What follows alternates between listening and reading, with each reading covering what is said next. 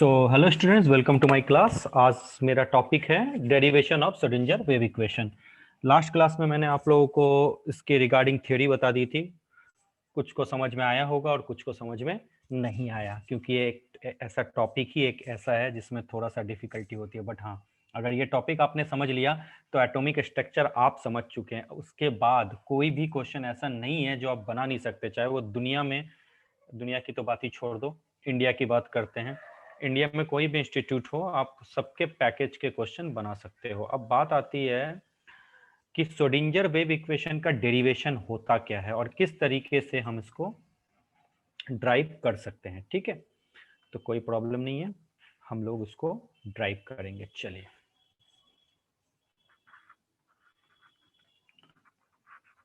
Derivation. ठीक है, अच्छा, श्रोडिंगर वेव इक्वेशन क्या होता है मैंने बताया था, d a square psi upon D x square plus d a square psi upon d y square plus d square psi upon d z square plus 8 pi square m upon h square E minus we psi is equal to 0। यही तो था। यानी ये Schrodinger wave equation in three dimensional Schrodinger wave equation है in Cartesian coordinate. समझ में आया? अगर इसका वन डायमेंशन में लिखूं तो क्या लिखोगे, d square psi upon D x square plus 8 pi square m upon h square E minus v psi equal to 0। Clear? अब आपको इसको सबको पता है कि साई मतलब क्या, एम्पलीट्यूड वेव फंक्शन है ना। इसको क्या लिखोगे, एम्पलीट्यूड ऑफ वेव फंक्शन। ध्यान से समझना, ए की वैल्यू आपकी क्या होगी बच्चा लोग, कांस्टेंट। ठीक है, ई क्या है आपका, ई है आपका टोटल एनर्जी। इस चीज को ध्यान रखना। और ये वी पोटेंशियल नहीं है, ये पोटेंशियल एनर्जी है, पी है। क्लियर? एच की वैल्यू सबको पता है, ये एच क्या है आपका, ये है आपका प्लैंक्स कांस्टेंट। अब आपको पता है कि श्रोडिंगर वेव इक्वेशन ने क्या कंसीडर किया था। जो वेव मैकेनिकल मॉडल हमने पढ़ा उसमें बोला कि जिस तरह से लाइट का डुअल नेचर होता है, उसी तरह से किसी भी माइक्रोस्कोपिक पार्टिकल लाइक इलेक्ट्रॉन मैं मान लूं, तो उसमें पार्टिकल नेचर भी होता है और वेव नेचर भी होता है। तो श्रोडिंगर ने क्या किया, लाइट के पार्टिकल एंड वेव नेचर को भी इसने इंक्लूड किया। अब आपको पता है किसी भी पार्टिकल में अगर वेव नेचर है तो डेफिनेटली उसके साथ वेव एसोसिएट होगा। तो मैंने माना लेट द वेव इक्वेशन, ध्यान से समझना, let the wave equation of stationary wave associated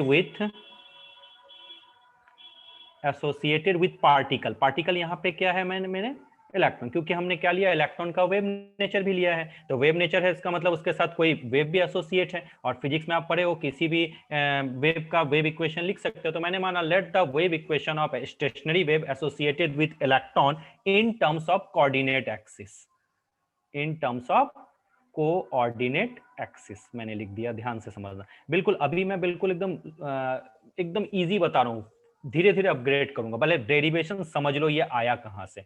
ठीक है, मैंने लिख लिया psi is equal to a sine 2 pi x upon lambda. अब आपके पास मन में क्वेरीज आती है, सर ये क्या इक्वेशन हमें याद करना होगा, सिर्फ इसी को हम ले सकते हैं? नहीं बच्चा, सिर्फ इसको नहीं ले सकते, बहुत सारे और भी इक्वेशन को हम लोग ले सकते हैं। जैसे साई इस तरह से रिप्रेजेंटेशन होता है, सीख लो, ए कॉस, क्लियर, के एक्स माइनस डब्ल्यू टी, ये इक्वेशन भी हम लोग ले सकते हैं। उसके बाद ए साइन के एक्स माइनस ओमेगा टी ले सकते हैं। साई का ये एक्सप्रेशन भी ले सकते हैं, ए आयो एक्सपोनेंट आयोटा के x minus omega T Sai के एक्सपोनेंट माइनस आयोटा के एक्स माइनस ओमेगा टी।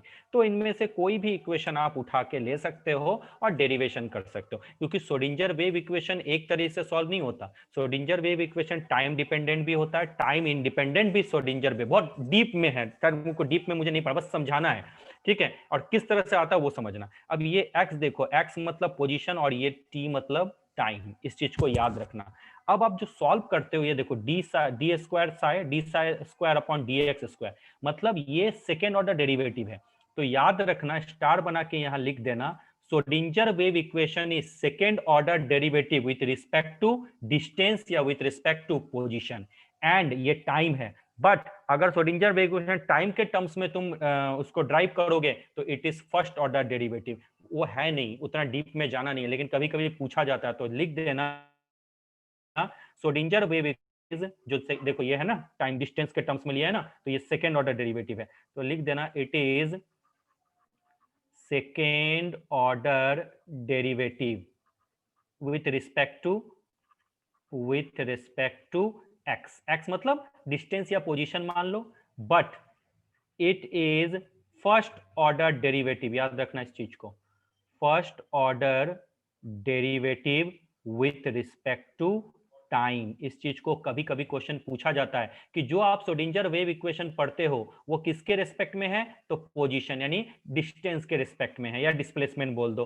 तो डिस्प्लेसमेंट के रिस्पेक्ट में ये सेकेंड ऑर्डर डेरिवेटिव है जो आपके स्क्रीन पे दिख रहा है, लेकिन टाइम के रिस्पेक्ट में करोगे तो वो फर्स्ट ऑर्डर डेरिवेटिव मतलब D Sai upon D x के टर्म्स में आएगा। सेकेंड ऑर्डर डेरिवेटिव मतलब उसके ऊपर स्क्वायर, थर्ड ऑर्डर मतलब उसके ऊपर क्यूब, फोर्थ ऑर्डर मतलब उसके ऊपर 4। ये याद रखना, ये वीबीआई है।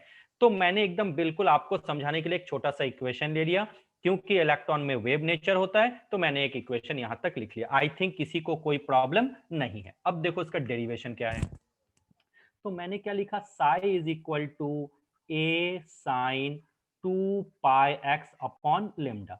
सबको पता है साई क्या होता है, ए क्या है, एक्स मतलब डिस्टेंस या डिस्प्लेसमेंट इन एक्स डायरेक्शन, और लेमडा सबको पता है क्या होता है बच्चों, वेवलेंथ होता है, कोई प्रॉब्लम नहीं है। अब देखो इसका डेरिवेशन क्या होता है। अब इसको डिफरेंशिएशन किया तो क्या लिखोगे जल्दी बता दो, D Sai upon D x, a constant है, साइन का डिफरेंशिएशन क्या होता है, कॉस होता है क्या, बिल्कुल लिख दिया, और उसके बाद इनटू 2π अपॉन लेमडा। क्या ये डिफरेंशिएशन सबको आता है, हाँ डिफरेंशिएशन तो छोटी सी चीज है, ये मैंने लिख दिया, किसी को प्रॉब्लम है नहीं। अब मैंने फिर से इसका डेरिवेशन किया, फिर अगेन डेरिवेशन, क्योंकि आपको पता सेकेंड ऑर्डर डेरिवेटिव है तो यहां तो रुक नहीं सकते, एक बार और डिफरेंशिएशन करना पड़ेगा। तो चलो मैंने एक बार और डिफरेंशिएशन किया, तो क्या हो जाएगा, d square psi upon D x square with respect to x है, एक्स मतलब क्या सबको पता है, पोजीशन डिस्टेंस। अब कॉस का ये दोनों तो कांस्टेंट है, ए और 2π अपॉन लेमडा कांस्टेंट है, इसको तो नहीं लेना है। कॉस का क्या होता है जल्दी बता दो सर, माइनस साइन, इसको ऐसे ले लो, उसके बाद लिखो 2πx upon lambda complete into 2π upon lambda, ये हो गया। अब इसको थोड़ा सा अरेंज कर ले बच्चों, बिल्कुल सर जी कर लीजिए, समझना, D square psi upon D x square, ये दो बार है, तो मैं इसको क्या लिख सकता हूँ जल्दी बता दो, 4π स्क्वायर अपॉन लेमडा स्क्वायर, ठीक है, आगे माइनस लग दिया। अब आ जाएगा ए साइन 2πx अपॉन लेमडा। क्या मैं इसको इस तरह से लिख सकता हूं, देख लो आराम से, किसी को आई हो प्रॉब्लम नहीं है। अब थोड़ा सा ये इक्वेशन था 1, अच्छा कुछ इस दोनों में कॉमन दिख रहा है, तो आप तुरंत बोलोगे हाँ सर कुछ तो कुछ कॉमन दिख रहा है, ए साइन 2πx अपॉन लेमडा ये है, देखो तो लेमडा की वैल्यू, सॉरी साई की वैल्यू, यस, तो ये वाली इसके जगह पे मैं साई लिख दूं, आप बोलोगे हाँ सर चलेगा, तो क्या आ जाएगा देखो तो, D square psi upon D x square is equal to minus 4π square upon lambda square into psi. बोलो प्रॉब्लम है, मान लिया इसको इक्वेशन 2 मान लो, ठीक है। अब इसको थोड़ा अरेंज कर लूं मैं, क्या मैं इसको ऐसा लिख सकता हूं, lambda square is equal to 4π square upon D square psi upon D x square, इसको ब्रैकेट में लिख दिया, इनटू साई। क्या इसको इस तरह से लिखूंगा, बिल्कुल, चलिए यहाँ तक देख लो, जिसको डाउट है वो पूछ सकता है। ये दिख रहा होगा सबको, 4 पाई ये ऊपर चला गया, आ गया माइनस का साइन, तो ये D square psi upon D S square नीचे आ गया। ठीक, अब थोड़ा सा याद आ जाओ, मैंने बोला था सोडिंजर वेव इक्वेशन में डी ब्रॉगली वेव इक्वेशन का यूज जोड़िए, क्योंकि उसी का है उसका यूज, और हाइजेनबर्ग अनसर्टेनिटी प्रिंसिपल को कंसीडर करके ही तो ये इक्वेशन आया था। चलिए, अब आपको पता है according to de Broglie wave equation, समझना लेमडा इज इक्वल टू क्या होता है बच्चों, एच अपॉन एम बी होता है, डी ब्रॉगली वेव इक्वेशन। चलिए, बहुत अच्छी बात है। अब आपके इक्वेशन में लेमडा स्क्वायर है, तो मैंने भी स्क्वायर कर दिया। Lambda square is equal to क्या होगा, h square upon m square v square. बहुत अच्छी बात है। चलिए, अब मैंने क्या किया, थोड़ा सा समझना। अब मैं इसको इस तरीके से लिख सकता हूं क्या, थोड़ा सा अब ध्यान दो इस जगह पे। क्या kinetic energy is equal to half m v square होता है क्या? देखो तो, आप बोलोगे सर हाँ बिल्कुल होता है। तो चलिए, मैंने क्या किया, इधर m से मल्टीप्लाई कर दिया और इधर भी m से मल्टीप्लाई कर दिया। देखिए हो सकता है क्या, आराम से देखिए, सोचिए क्या ऐसा हो सकता है? आप बोलोगे हाँ सर बिल्कुल हो सकता है, कहीं कोई प्रॉब्लम नहीं है। तो आप देखते हो m square v square is equal to क्या आ जाएगा, 2m काइनेटिक एनर्जी। दिख रहा है क्या? क्या मैं इसको ऐसे लिख सकता हूँ? देखो तो आप लोग थोड़ा अच्छे तरीके से।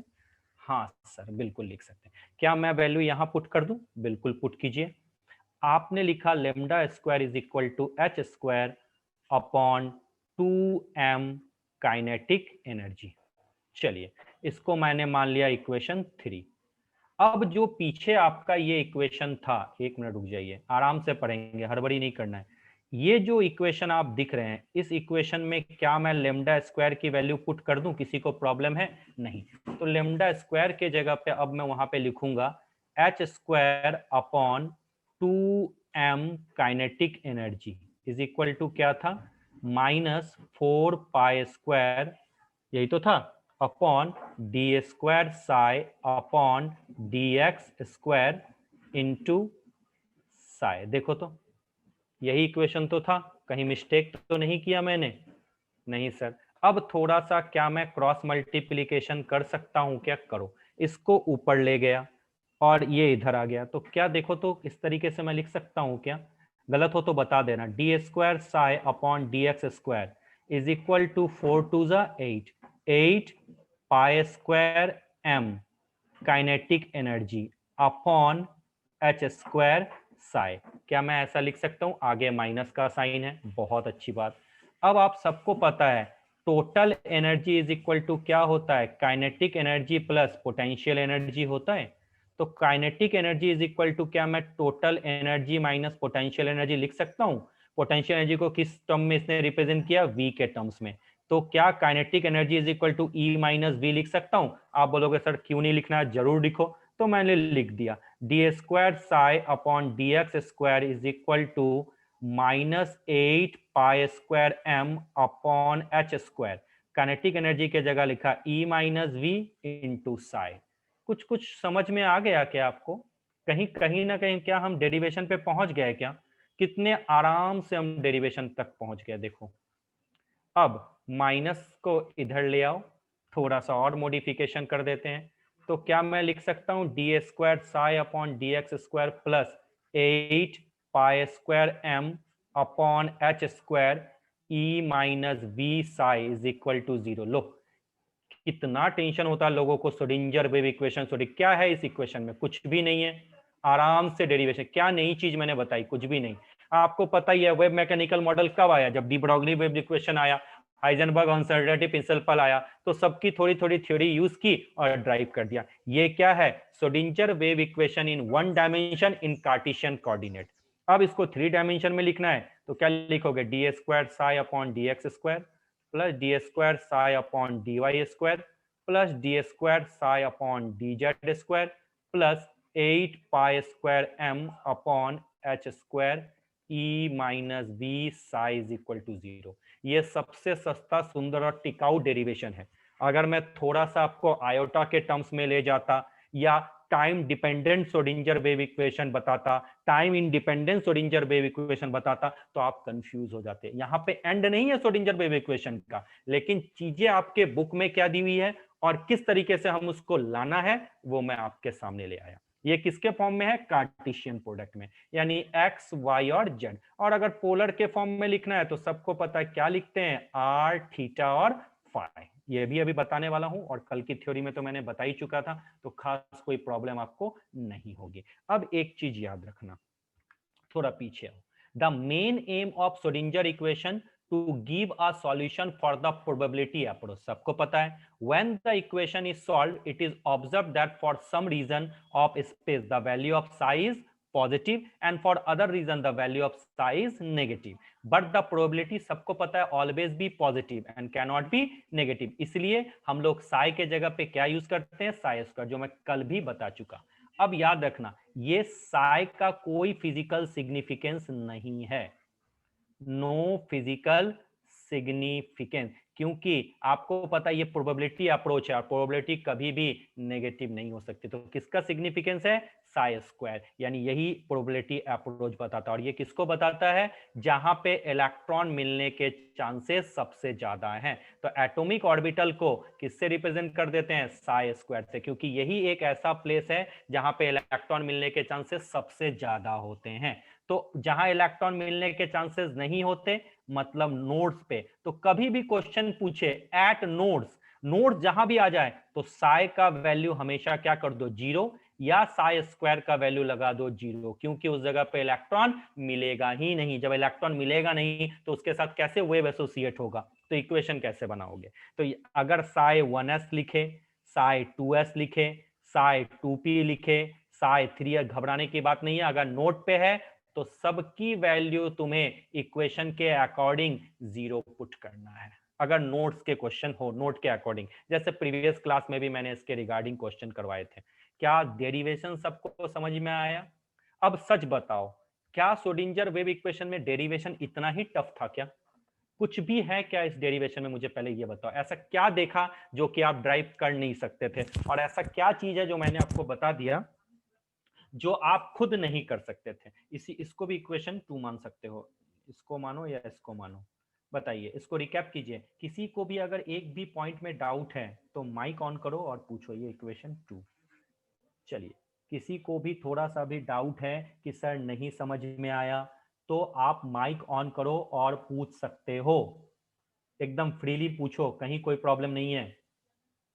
चलिए पूछ तो लो भाई, किसी को डाउट नहीं है क्या? इतने टैलेंटेड हो, ये तो बड़ा ठीक बात नहीं है। क्या किसी को अब समझने में डाउट है? श्रोडिंगर वेव इक्वेशन का डेरिवेशन से लेकर एवरीथिंग मैंने आपको बता दिया। आई होप सो अब कहीं पे आपको डाउट नहीं होना चाहिए। फिर भी मैं आपको टाइम दे रहा हूं, किसी को भी डाउट है तो वो माइक ऑन करो और पूछो। किसी को भी डाउट है तो पूछ लो, बार बार बोल रहा हूं। नहीं डाउट है तो फिर तो कोई बात ही नहीं है, फिर तो आप लोग इजीली कर सकते हो, क्योंकि जो नेक्स्ट क्लास होगा, अब उस नेक्स्ट क्लास में हम लोग न्यू चैप्टर पढ़ने वाले हैं।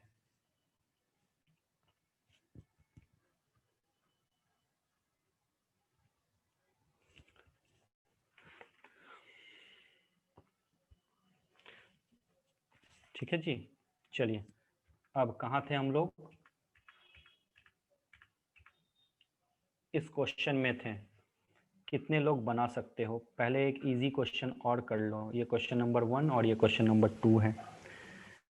देखो, साई 2s है is equal to 1/4√2 pi a0 to the power 3/2, उसके बाद 2 minus r upon a0 e to the power r upon 2a0। ये आपका इक्वेशन गिवन है, ठीक है। आपसे पूछा जाता है find distance of radial node, समझना, find distance of radial node from nucleus in terms of a0। चलो ए नॉट के टर्म्स में आपको बताना है। पहला ऑप्शन है R is equal to A not, second option है R is equal to two A not, C option है R is equal to sorry 2r is equal to A not, and third option है none of the above, none of this. चलो इसका answer बताओ, pardon. चलिए चलिए इसका answer बताइए, क्या होगा इसका आंसर।